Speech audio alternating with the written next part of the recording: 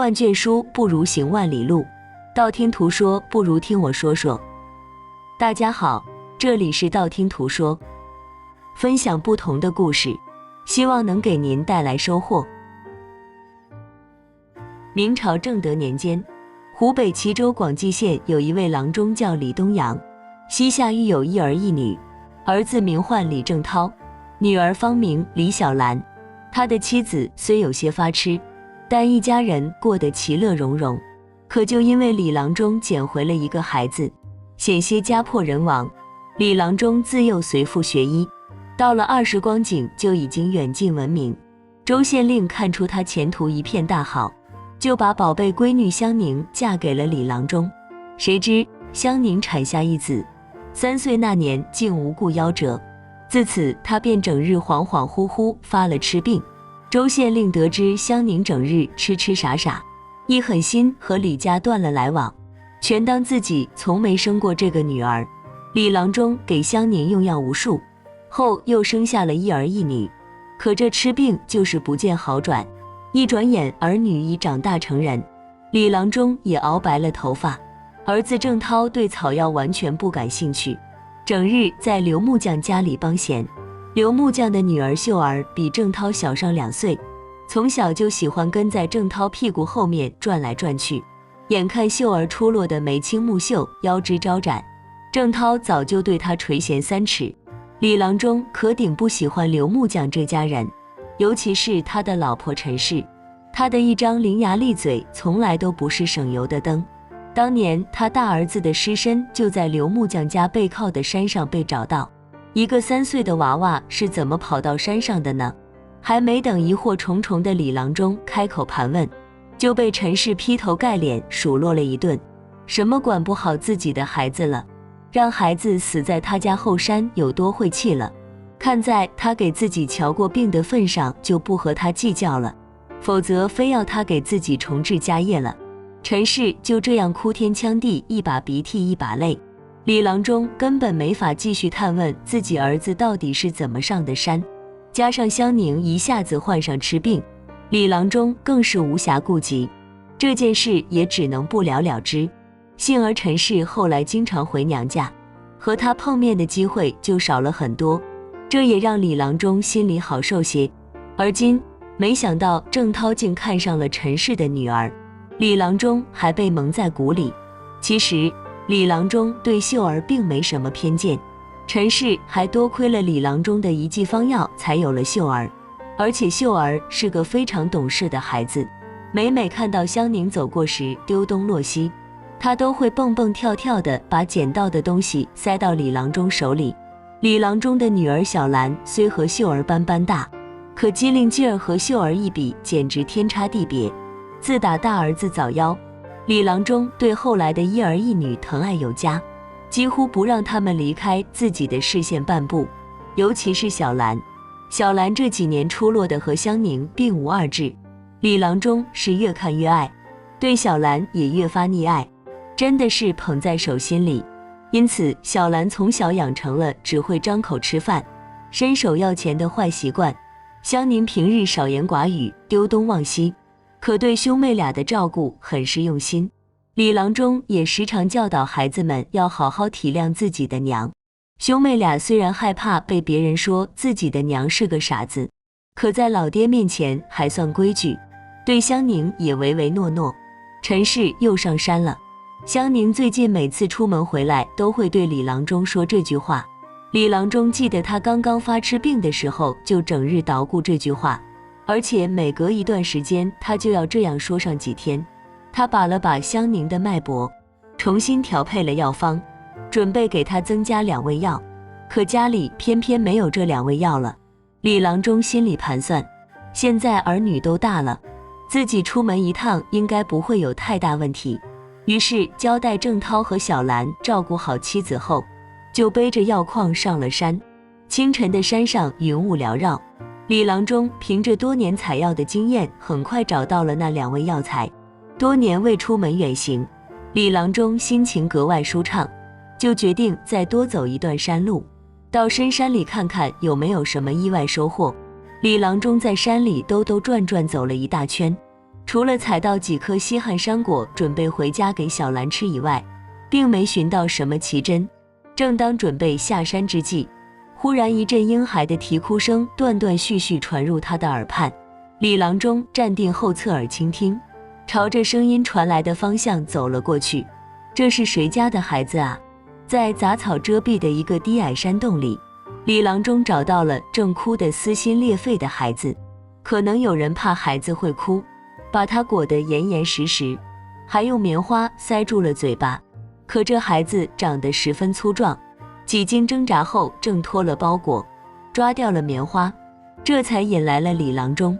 看到孩子不断翻滚，身上都被碎石刮得伤痕累累，李郎中急忙把他抱了起来。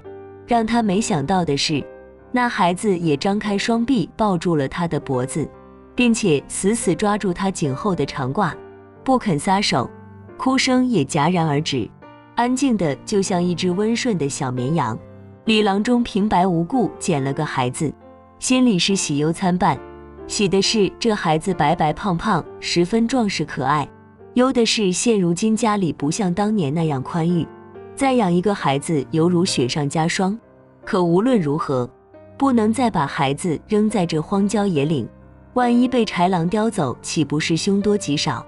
可这孩子总得有自己的生身父母，要如何帮他找到他的爹娘呢？再说这荒山他刚刚走了一遍，并没碰到什么人经过，这孩子到底是怎么来到这里的呢？李郎中一边走，脑海里一边冒出一堆问题。说话间，李郎中便回到了家里。郑涛又是不在家，小兰在呼呼睡大觉，口水都流了一枕头。香凝则站在窗边，用异样的眼光看向刘木匠家。一听到李郎中进门的声音，他才收回了凌厉的眼神。你看看，凝，李郎中想慢慢地把孩子放到卧榻上，可怎么也放不下，那双小手还在死死攥着他的后脖领。香凝赶忙上前掰开了小手，可刚松开李郎中的小手，一下子又抓住了香凝的衣领，咧到一半的嘴角瞬间又甜蜜地闭上睡熟了。哥哥，香凝第一次笑出了声，她温柔地抚摸着孩子的脸颊，双唇不由自主地亲上了孩子的额头。他真可爱。香凝发痴以来第一次说出了一句不同的话。凝，李郎中颤抖着嘴唇欲言又止，他心里泛起了嘀咕。李郎中本没打算收养这个孩子，可看到香凝不再那样发痴，他决定先留下这孩子，等日后再慢慢寻找他的生身父母也不迟。既然要留下他，总该有个名字。香凝是因为失去了大儿子才发痴的，那不如就和大儿子同名，叫做李正海。老两口自打有了正海，开心得不得了。李郎中看到香凝的痴病一日好似一日，心里别提有多高兴。看来心病还得心药医，这句话说的一点都不假。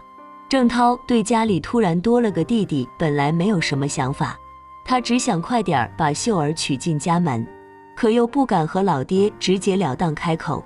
他在家里转悠转悠，想来并没人注意到他。几天过后，郑涛有些气急败坏，他到了刘家，趁没人注意冲到秀儿的房间，做下了一件无法挽回的事。郑涛哥，我们该怎么办呢？一番云雨之后，秀儿裹紧被子，羞红了脸。我娘知道定会打死我的。不怕，郑涛还沉浸在刚刚的享受中。我明天就娶你进门。秀儿信以为真，每天盼着郑涛来娶自己过门。郑涛回到家后又羞于启齿，看到爹娘每天围着新来的弟弟转，他更是气不打一处来。没有爹娘同意，他还不能自己去提亲，刘木匠那里也不能像之前那样自由出入了。眼看着秀儿的肚子一天天大了起来，郑涛又怕被刘家发现，他只得硬着头皮和老爹说想尽快娶秀儿过门。不行！沉浸在欢笑中的李郎中刚刚放下郑海，还没开口，香凝厉声吼了出来：绝对不行！爷俩的目光齐刷刷看向香凝。为什么？郑涛声嘶力竭地喊了起来。不为什么，就是不行。香凝固执地答道。一把抱起榻上的郑海，紧紧搂在自己怀里。瞧瞧你儿子干的好事！陈氏的尖嗓门突然在李郎中的家门口聒噪起来。我们家秀儿是多好的闺女！如今，陈氏一手掀起门帘，一手揪着秀儿走进门廊。你看看，啊！陈氏的话刚说出口，却犹如断了线的风筝，再也找不着影儿了。他眼盯着香凝手里的郑海，张大嘴却一脸惊恐，整个人都似乎呆住了。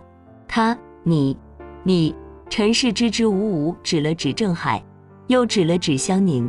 他使劲儿咽了一口唾沫，又眨了眨眼睛，半天才回过神来。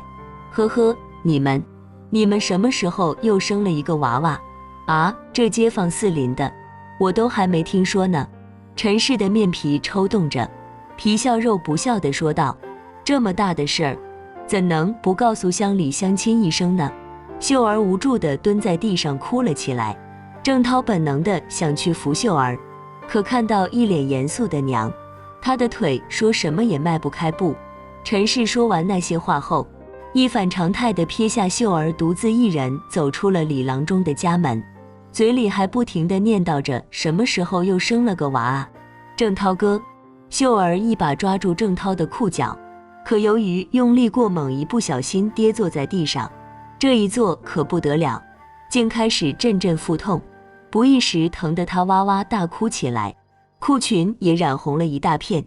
幸的是在李郎中家里，性命是保住了，可胎儿没能活命。慌乱中，郑涛跌跌撞撞跑出了家门。他一出门和妹妹小兰撞了个满怀，小兰完全不知道家里发生了什么事，她气冲冲地想找爹娘理论理论，为什么有了新弟弟就再也没人理他了。他感觉自己完全失去了以往的爱，尤其是老爹。小兰冲到屋里后，发现爹正在给秀儿治病，娘抱着郑海在一旁焦急地看着。他一时间不知道自己该何去何从，于是有了轻生的念头。可当他跑到村头一口枯井旁时，又觉得心里委屈，便捶胸顿足，嚎啕大哭了起来。哟，看看这李家大小姐怎么哭得这么伤心呢？有什么事儿和我说说吧。小兰只不过想发泄发泄，听到有人这么一说，她哭得就更难过了，索性一股脑把家里自从有了新弟弟，爹娘如何偏心，她把这些苦水一字不落全都倒了出来。小兰只顾着哭诉，完全没去想自己把故事讲给谁听。她哭累了也说乏了，就一头倒在那人怀里睡了过去。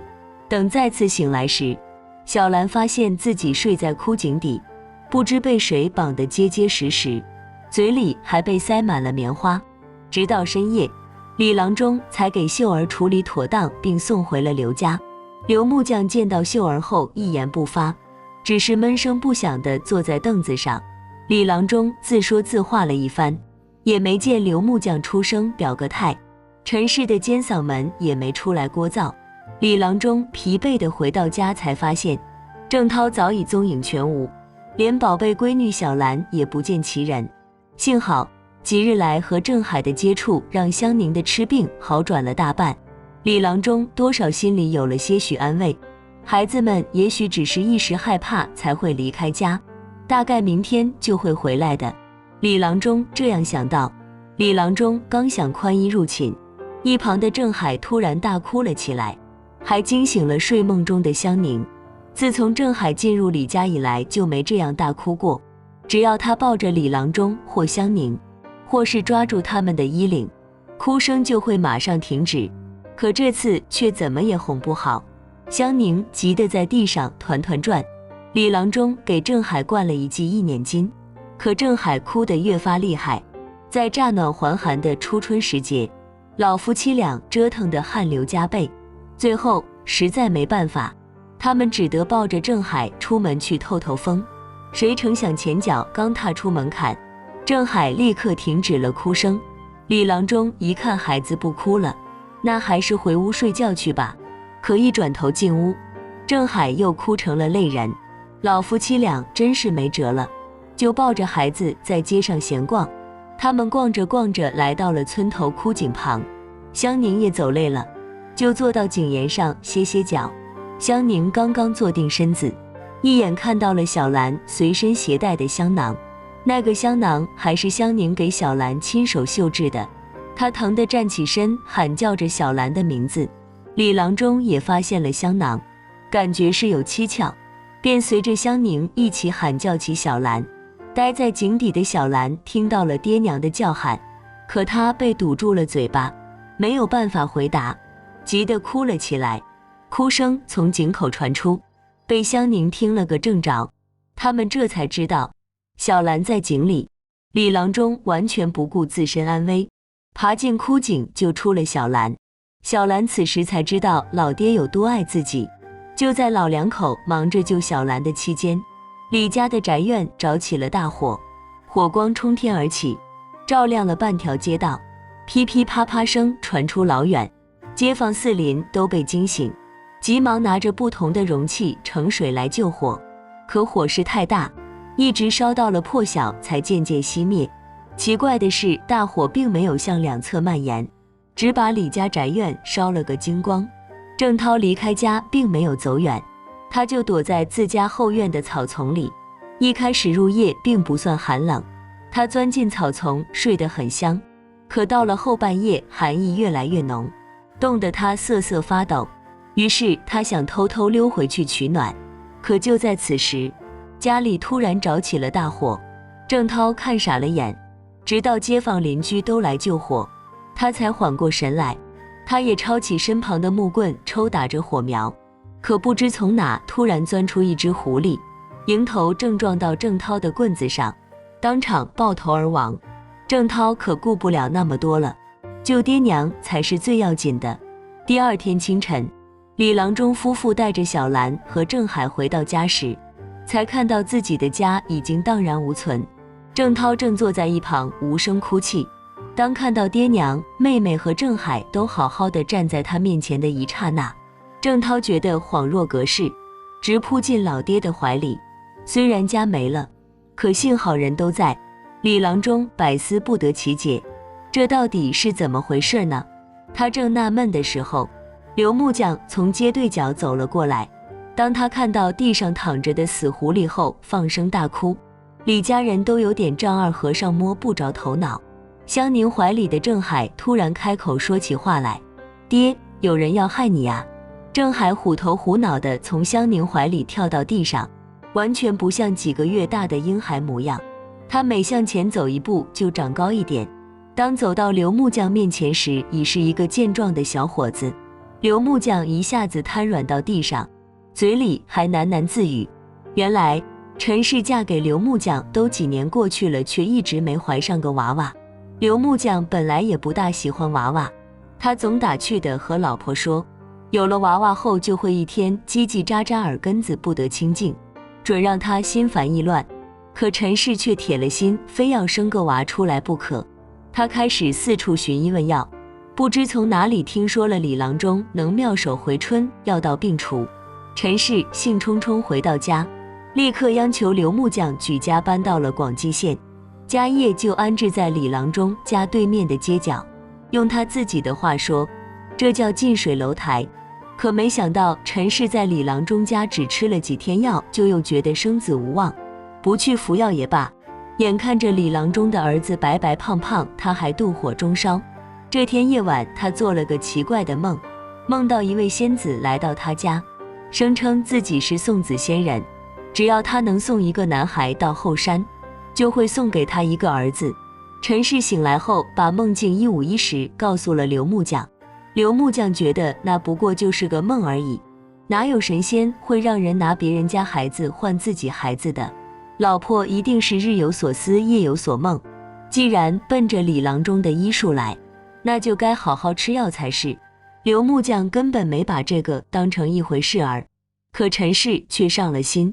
第二天偏巧看到郑海从门前玩耍，陈氏便把他哄骗到自家屋里，趁着他睡熟后，把郑海送上了后山。他怕郑海醒来后哭闹，就把他捆得结结实实，还用棉花塞住了嘴巴。一切办妥当后，陈氏高高兴兴地回了家。没一会儿功夫，李郎中和香凝就急匆匆跑到陈氏面前，问他有没有看到儿子郑海。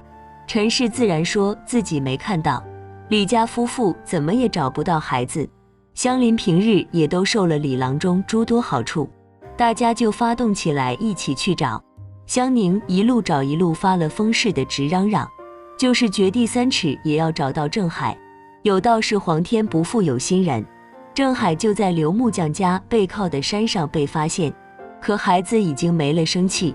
香凝见状顿时发了痴，李郎中毕竟见多了生死，这么大的娃早夭多半是卷张草席扔进山沟了事。李郎中下山后直奔刘木匠家想探问探问，结果又碰了一鼻子灰。陈氏本以为自己大功告成，只等着仙人送子，没成想夜间再次梦到仙子，不但没给他送子，还怒斥他做事不利。假如陈氏还想能怀上自己的孩子，除非再送81个男孩上山，当然一定不能像这次一样惊动香邻，否则休想有孕。刘木匠得知妻子哄骗郑海不成，几次3番劝阻陈氏不要再做这种丧德之事。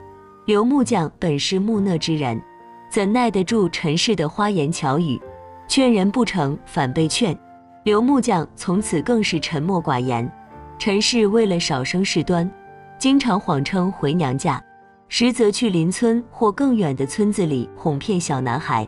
秀儿其实并不是陈氏所生，而是当作男孩哄骗来的。陈氏在刘木匠极力劝说下才留下了秀儿，为了掩人耳目，还特意去李郎中家又开了几副调理汤。回娘家住了一段时间后，直接把秀儿带在了身边。见有人问起，就说这都是李郎中的功劳，凭着他高明的医术，自然没谁会起疑心。即便如此，陈氏的野心并没因为有了秀儿而停止，他变本加厉出去哄骗男孩，梦中仙子更是屡屡加码，从来没有真正兑现自己的承诺。刘木匠起初并没有起疑，可时间一长，他觉得这件事定有蹊跷。于是有一次，刘木匠偷偷跟在陈氏身后想一探究竟。等陈氏放下孩子下山后，刘木匠就藏在树丛后观察。过了很长时间，只见一位仙子飘然降落，款款走到婴孩身旁。刘木匠大吃一惊，难道老婆说的竟是真的吗？真的有送子仙人？只见仙子左手一扬，婴孩便离地而起，嗖的一下被他吸入腹中。刘木匠惊恐万分，但好在他为人沉稳，仍趴在原地没挪动半分。仙子吸食婴孩后满脸倦容，便伏在一旁沉沉睡去。让刘木匠没想到的是，不一时这貌美如花的仙子竟长出了一条狐狸尾巴。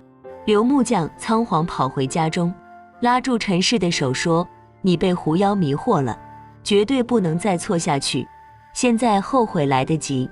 可迷了心窍的陈氏根本不理丈夫的一套说辞，仍旧一而再再而三地做着哄骗孩子的勾当。仙子说这是最后一次，只要再送一个大胖小子，他就能如愿以偿。可陈氏发现这最后一个男孩竟又被李郎中捡回了家。从小兰的嘴里，他听得千真万确，这个李郎中怎么老是出来坏自己的好事？要不是第一次被他搞砸，说不定自己的儿子比郑涛还大呢。陈氏为此大为恼火。另一边，比陈氏更火冒三丈的是狐妖，原来只差在吸食这一个孩子的精元，他就能晋升仙界。他顾不得冒险独自闯入李家，要除掉可恶的李郎中，再吃掉郑海。可没想到，当年郑海大难不死，被掌管妖界的神仙救下一条小命，还学到了很多除妖的本领。狐妖违反妖界修炼规则，竟想靠吸食婴孩来修成正果。他的所作所为早已被仙界勒令停止，可他贪念太重，又碰上同样贪心的陈氏，更是让他欲罢不能。郑海就是为了铲除狐妖才甘愿被陈氏带上山的，没想到当日正赶上李郎中上山采药，郑海实在按耐不住想见亲人的渴望，就用哭声引来了李郎中。和亲爹亲娘共度了一段欢乐时光。他早料到狐妖会在昨晚来索命，趁着爹去送秀儿回家，娘累倒在卧榻时，他布置了一道焚身咒。当狐妖进入李家后，竟自然起火来，他左扑右跳，引起了李宅大火。正当他马上要逃出升天之际，却被郑涛一棍打死。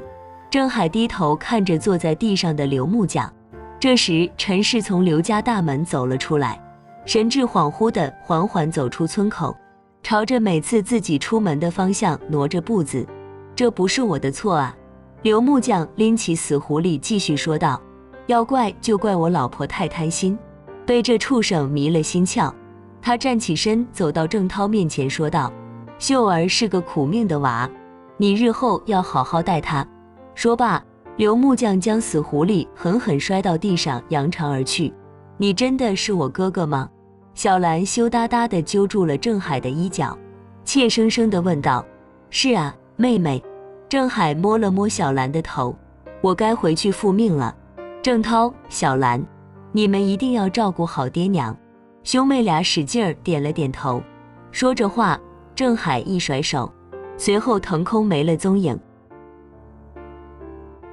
李郎中搀扶着泪流满面的香凝目送儿子，他们谁也没注意到，身后的李宅不知何时已经恢复如初。